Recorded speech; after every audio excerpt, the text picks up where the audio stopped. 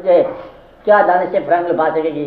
سرما ہے میری آنکھ میں خاک مدینہ اور نجف، مدینہ اور نجف کا سرما پہننے والا، مجھے کیا مطلب ہے پرواہ کیا فرنگ کیا ہے فرنگ کیا ہے؟ تو گویا کہ یہ اس نے بتا دیا کہ وہ آدمی جو یہاں رہتا ہو اور حجاز میں رہتا ہو مجھے وقت، وہ دنائے راز ہے۔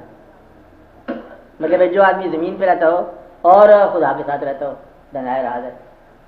وہ آدمی جو اس دنیا کے اندر ہونے والی دنیا کا نہ ہونا جانتا ہو کہ جو ہے یہ نہیں ہوگا، جو تھا نہیں ہے، جو ہے نہ ہوگا، یہی ہے ایک حرف مرم مانا۔ کہتے ہیں مرم والی بات پتہ کیا ہے؟ جو تھا آج نہیں ہے۔ وہ پرانے لوگ ہیں کہ نہیں ہیں، اب کے لوگ رہیں گے کہتے یہ بھی نہیں رہیں گے، وہی یہی راز کیا ہے، یہی حرف مرم مانا ہے کہ جو تھا نہیں ہے، جو ہے نہ ہوگا۔ کہتے یہ کیسے ہے؟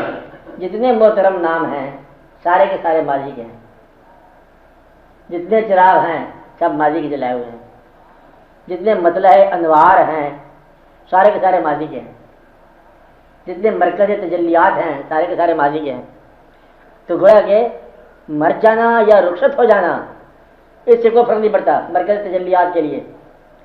وہ جب چاہے جس دور میں چاہے مرکز تجلیات رہتا ہے۔ آپ دیکھو جا کے لوگوں کے خانقاہوں میں بازاروں میں مرکز تجلیات الہیات واقعات، اور اتنا روشن ہے کہ اتنا زندگی نہیں ہوتی۔ یعنی کہ میں پہلے بتایا آپ کو کہ ان لوگوں کے قبرستان اتنے روشن ہیں جتنی ہماری زندگی نہیں ہے، ان کی موت اتنی روشن ہے جتنی ہماری زندگی نہیں ہے۔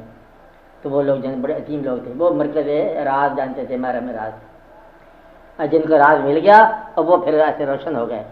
روشنی کا راز جاننے والا روشن ہو جاتا ہے، خوشبو کا راز جاننے والا خوشبودار ہو جاتا ہے، اللہ کا راز جاننے والا اللہ والا ہو جاتا ہے، حضور پاک کا راز جاننے والا بس خاموشی ہو جاتا ہے۔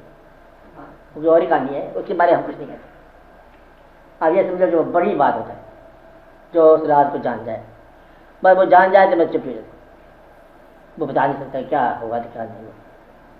اس لیے مطلب یہ اقبال نے جس کو راز کہا وہ راز یہی ہے کہ راز یہ ہے کہ میرا ہونا اس کے فضل کی دلیل ہے، یہ راز ہے، اس کا ہونا میرے یقین کا انجام ہے اور میرے یقین کا مرکز ہے۔